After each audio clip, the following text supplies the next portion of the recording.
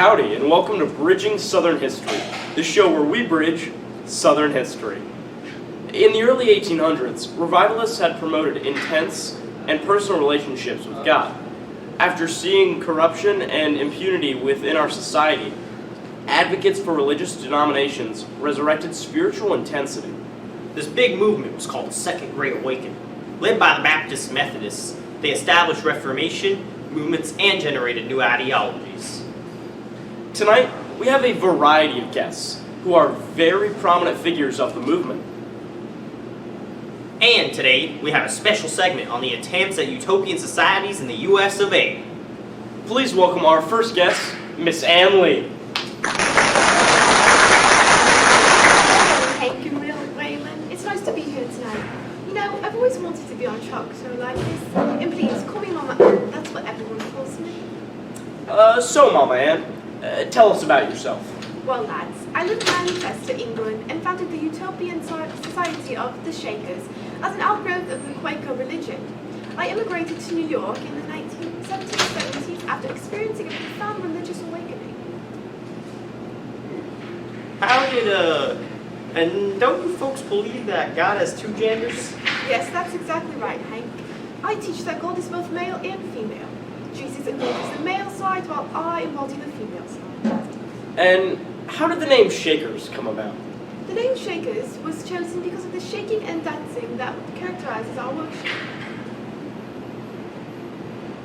And what exactly do you do in this particular society? I believe that each member of the community has an obligation to work. Each member of the community has specific jobs that they were trained to do, many of which contributed to the great surplus of agricultural and material commodities that we provide for sale in order to support ourselves. Swell. It was nice having you tonight, Mama Ann. Thank you for your time. I will let you get back to your teachings. Thank you, mates. Have a brilliant time. No problem, Mama Ann. And now, introducing our next guest, Joseph Smith.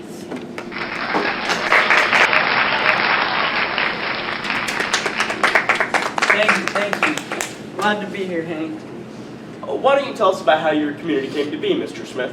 As a young man, I was visited by the angel Moroni, sent by God, who led me to ancient tablets engraved in Egyptian language. The discovery led me to publish the Book of Mormon and found the Church of Jesus Christ of Latter-day Saints.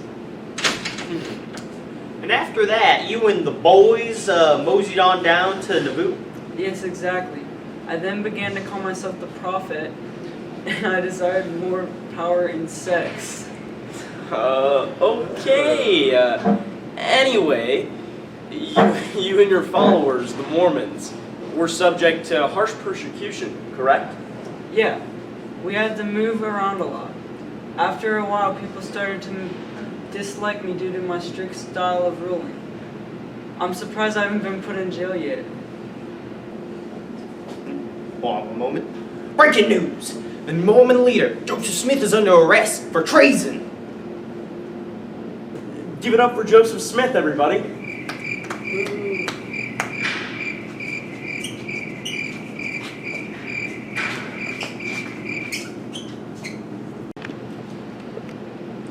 Alrighty, and introducing our next guest, Robert Owens.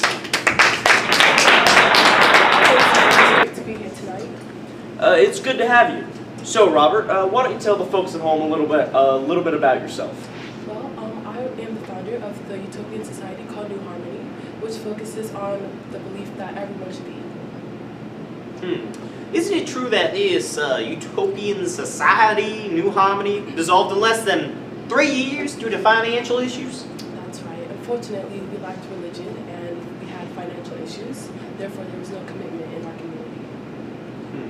That's hard to hear, pal. Yeah, well, that's what you get for being ahead of your time. Society was just not really for me. It still isn't, pal. Well, thank you for joining us today, Mr. Owens. Thank you.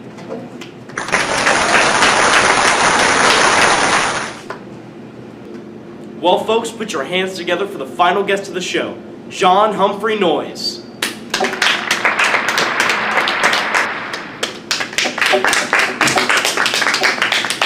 I I see you've saved the best for last. Then you need to get your vision checked. Anyways, I am the founder of the Utopian Society named Oneida. Tell us a little about the society.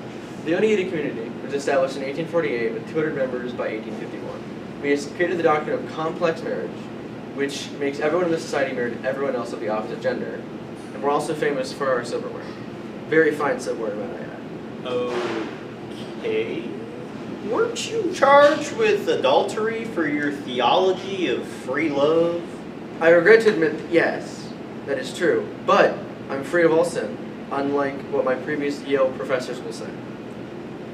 It sounds like you have quite an interesting experience with how society perceives your ideologies. That's exactly right, Waylon. But on the upside, we're famous for our silverware. Shut up about your silverware! I think that's it for tonight's guests, folks. Sir, you are dismissed. All I gotta say is I got some good silverware. Be quiet about your silverware! Get off my phone! Those were some colorful folks. What a bunch of crack-smoking sackos! Well, it seems that for the most part, each leader of the Utopian societies were largely unsuccessful, though those Mormon guys did do all right. Those crazies were building their societies off of romanticism ideals and abolitionist outlooks. Well, they weren't all that bad.